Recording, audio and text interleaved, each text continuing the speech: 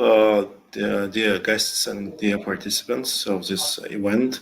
I would like to take this opportunity to express my gratitude to the organizers of this conference and to the participants of this conference.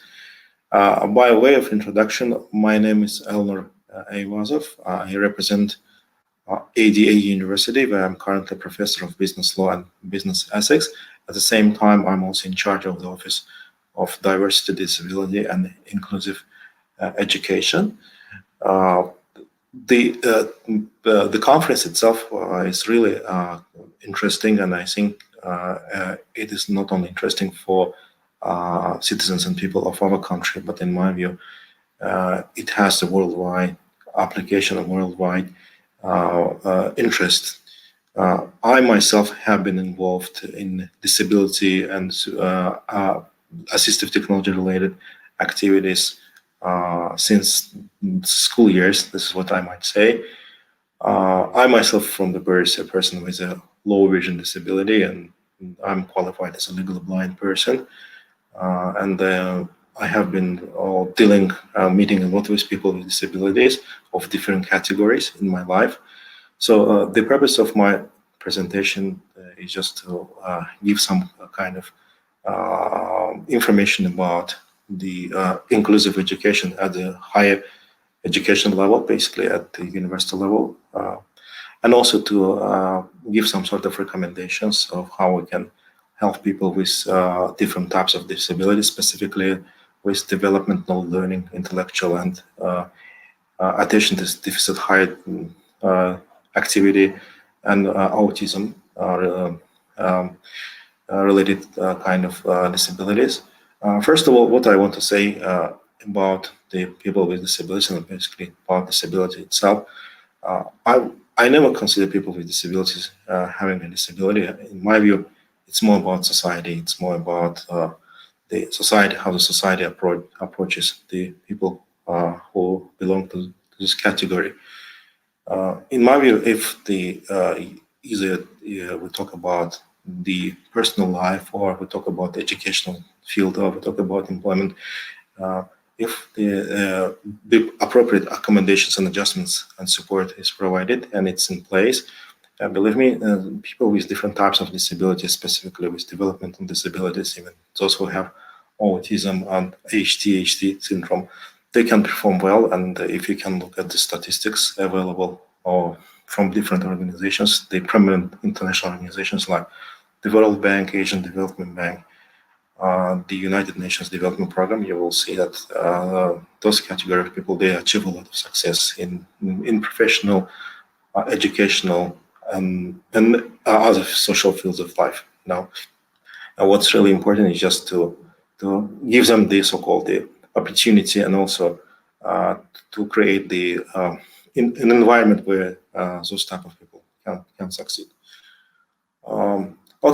First of all, I would like to talk about the legal basis of what sort of legal documents they exist to defend and also to provide the legal base for people with different types of disabilities, and specifically those who have problems with learning and also intellectual disabilities and ADHD and autism. First of all, it's an internationally recognized Convention on Disability Rights, which is also called Disability Rights Convention, the UN Disability Rights Convention. Azerbaijan is also party to that convention. By the way, one of the first countries who signed and ratified that convention, and it's also part of our law. And we also have a new law on disability, which was adopted and signed into law by the President of Azerbaijan Republic in July of 2018.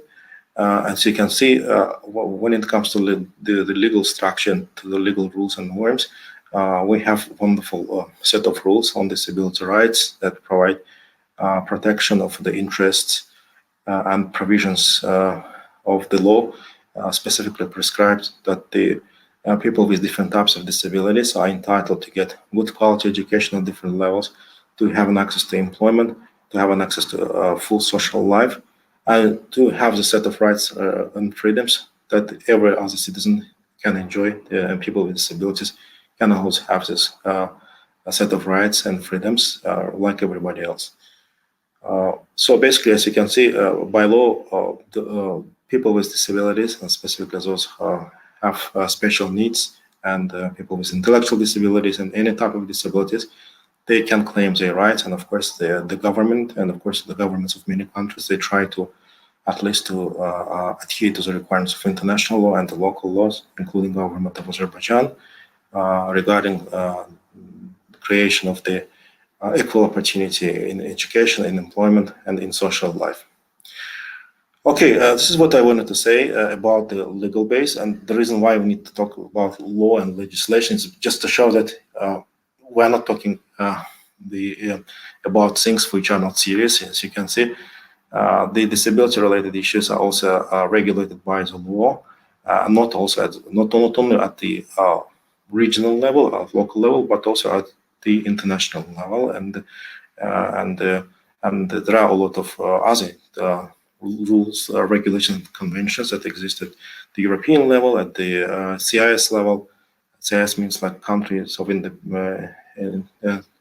Commonwealth of Independent States, and Azerbaijan, I would say, is one of the first countries that signed and ratified all these international documents and conventions. So there is another question. So once we find out that there is a legal base for creation supporting the environment, but that is keen on providing the necessary support and assistance for people with special needs, people with different types of disabilities, we have to talk about the inclusiveness and from educational point of view, because my core focus of my presentation is on higher education, and also from the social point of view, which also includes education, employment, and social life of people with special needs and people with different types of disabilities. There is a first question that everybody asks, specifically universities all around the globe and employers all around the globe.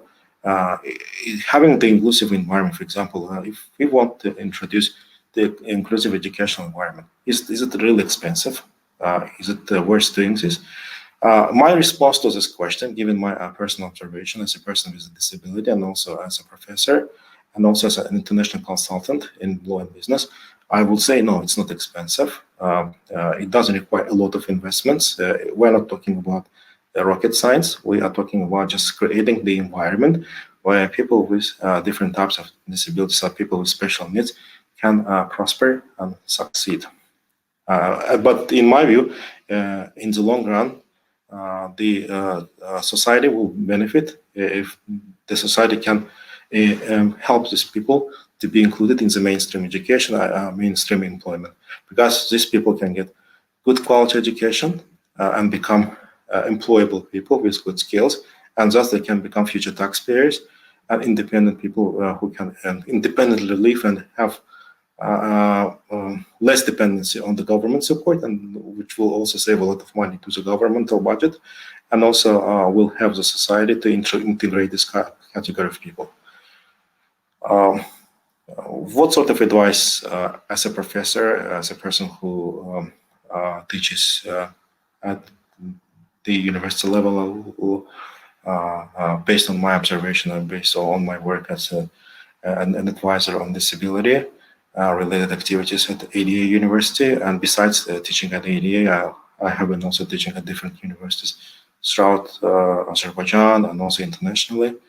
What I can say, I can only say that as long as we have this kind of environment in place, in conditions set in place, believe me, people with learning disabilities, intellectual disability, with ADHD syndrome, with autism syndrome, they can prosper. And there are tons and tons of examples. You can Google and you will definitely find out about a lot of examples that exist in different parts of the world of how these people can become successful in academia and in professional workplace environment.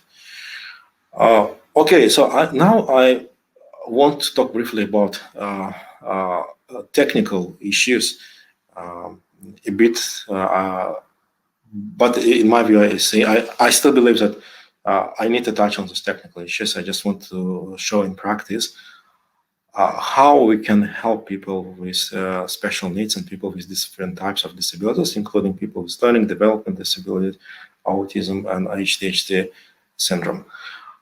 First of all, everything starts with the proper functioning of the Office of Disability Services, also Office of Diversity and Inclusive Education at the university level, if university has one. At ADA, we have one that tries to at least support students with disabilities even before they come to ADA. I'm sure some of the universities in Azerbaijan, they have the same strategy. And if I talk about the universities where I teach constantly, I can talk about universities based in the UK, in some parts of Europe where I have been teaching, and also in the US. I can say that these offices, they do exist, offices of disability services and inclusive education. Usually students, before even applying to those institutions, they have to find out about the university and the type of programs they want to study. And the universities also will have to have a special kind of brochure on the policy, which is called the Policy on Disability, sometimes called Policy of Diversity, Equal Opportunities and Disability, where all the details on different types of disability will be indicated, and also the information how people can find out about the disability support at the university level, and needs assessment process, what type of adjustments and accommodation, basically what we mean by adjustments and accommodation, basically support, for example, students with disability can get. It's usually available on the EASY University website. It might be available via special brochures that are published by the universities independently. We have the same at EDA University, and I'm sure some universities in Azerbaijan also implement this kind of strategy. And I have been working closely with some other universities in Azerbaijan, and EDA has been assisting other universities operating in Azerbaijan. For example, if a student wants to get a certain support, the student must first of all fill in the special form. If the student is unable to fill in the special form, maybe his representative, her representative, can get in touch with the university and fill in the special form. Nowadays, these forms can be filled in online without even a need to go to the university. And this form will usually consist of the questions. It's kind of questionnaire where you have to provide some information about your disability, and also attach the medical documentation from the medical practitioner, which provides the description about your disability and limitation. So once the university gets this information from you, the information will conduct a needs assessment. Basically, they will read through the medical documentation. If need be, they can contact the medical practitioner and meet, of course, with the student and students' representatives, who can be students' parents, to discuss the limitations. In terms of the approval, most of the times, if the documents are in order and documents are provided based on the law, and there are no kind of cheating and fraud in the documentation, people with disabilities, once again, the student status at the university, they can easily apply and also get qualified for relevant support. So I would just want now to go to the gist of the support that the students with different types of disabilities, specifically students with special needs, I'm talking about the person with development disability, learning disability, intellectual disability, ADHD, and autism syndrome, they can qualify for specific support. Many people don't know what I will be talking about, but I'm sure the speakers of the conference, they are also experts in what I will be talking about.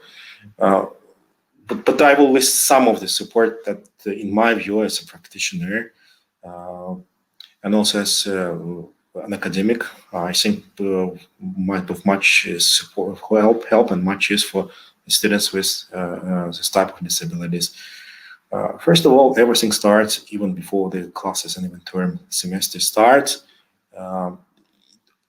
I will strongly advise both the faculty members, the teachers who will be instructing people with disabilities, and also parents of the students with disabilities, and students themselves, if possible, to get in touch with the dean of the school, faculty, and also to get in touch with the professors or instructors who will be teaching this student, just to have a preliminary meeting, so that students get acquainted with the professors, and the professors can get acquainted with the students. It's not necessary to meet physically, at least online meeting, or maybe some sort of exchange of correspondences, emails might be enough, or maybe phone calls might be enough, as long as the university policies allow this type of communication beforehand. In my view, if you have a disability, university policies will allow you to get in touch directly with instructors and just introduce yourself and let the instructors know about your case, the fact that you have a disability. Believe me, if you don't do that, hardly can the faculty member or professor find out about your condition situation. Most of the cases we are talking about invisible disability. If you have a learning disability, if you have a developmental disability, it will not be visible from the outward appearance. Believe me. For example, my condition, if you look at me, I have a very poor vision. It's really visible because I'm also a white cane user. And I also use special computer for the blind. So in my case, for example, the situation is really explicit. But we're talking about most of the cases where the situation is really implicit. You cannot see from the outward appearance that a person has a disability. Then afterwards, what you need to do, once you get in touch with the professors, and of course, university will help you, either the Office of Disability Services, Office of Academic Affairs, maybe Office of Student Records, whoever has the kind of the possibility to put in touch a student directly with the faculty, and faculty can get in touch with the student. Whoever can lead that process, that will be great. And it's very important to specify this either in the university policies and procedures on the disability, maybe in some other documents, so that students, they know the point of contact and how they can initiate the conversation. Okay, good. I don't want to talk too much about this process. Basically, I have a PowerPoint presentation submitted to this conference, so you can easily access the content of this PowerPoint presentation. And if you have questions, you can always contact me or contact the relevant institution where you're going to study. Some of the support that students with different types of disability, including students with psychological, intellectual, learning, ADHD, and autism syndrome can obtain. For example, in my practice as an academic, as a teacher and professor, what I usually observe, because every student has different capabilities and different capacities. Now, for example, if I use a traditional method of teaching, which we call lecturing, which I don't like personally, because I believe in experiential and practical learning. Believe me, some people will not be able to grasp what you say, even though those people can be good at the end of the semester in their performances and can be good at getting very good grades. But some students might prefer lectures as a traditional method of teaching to acquire the information. Therefore, for example, in my practice, I use a mixture of teaching learning methods like simulations, case studies, group discussions, audio and video recordings, factual analysis, using of different PowerPoint presentations, take-home assignments, and even some sort of like simulation games. Not, of course, widely used, but I also like try to engage students through online platforms to listen to different presentations, to read various news outlets. Believe me, it makes their life much easier and also more interesting.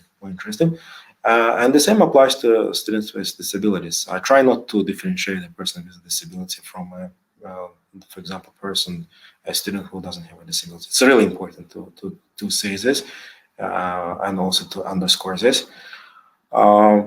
At least in the classroom environment, its situation can be completely different once you deal with students with disability in private setting, in private environment, where of course you can have some sort of personal attitude to the student with a disability. And my strong advice to the faculty members and professors also, they have a bit kind of patience and even somehow mercy in dealing with people with different types of disabilities, and to be open to understand the needs of people with students with disabilities. Okay, what else you can do? You always need to split the work of people with disabilities. Specifically, we talk about learning, psychological disability, and also start with people who belong to the category of disability into small parts. Because if you want to force students to study all this amount of information all at once within a short amount of time, believe me, it won't be possible. It won't be possible. Sometimes people with disabilities might have multiple disabilities. A person might be legally blind, but at the same time he might have psychological disability, learning disability. It is the case. Sometimes a person might have, for example, some sort of like disease, like might have diabetes at the same time, psychological, intellectual disability. So these are the things which also need to be taken into consideration once you want to engage students with disability to study at the university level. What else? There are special technology and software programs that can also assist people with different types of disability, and specifically talking about the category of people with certain disabilities that is the focus of this conference. I would advise using text-to-speech software, special software that is used by people with various types of disabilities. It's special software that can read aloud the documents. And also this software can also underscore the words by using different colors. Best examples of this software might be a so-called software for the blind and visually impaired, at the same time software for people with learning and intellectual disabilities. It will help them to understand the information in much faster and much better way. Another type of technologies that the students can use, given the fact that sometimes they might be impatient, is so-called speech to text, when a person with a disability can easily dictate the information to the machine, computer, and this computer can translate all this orally spoken text into written text. And also there are other ways how we can accommodate people with disabilities by giving them extra time in the examination, extra time for submission of the assignments, and of course encouraging them to work as a part of a group. And also like just creating a welcoming environment. So in conclusion, what I want to say, I just try to give you some examples of this support that we can provide to the student, to the people with disabilities and those who have special needs. And believe me, if this is created, they can succeed a lot in professional, academic life. And believe me, it's not very expensive. So thank you so much for your attention. And if you might have any questions, you are more than welcome to contact me at any time. I wish you good luck.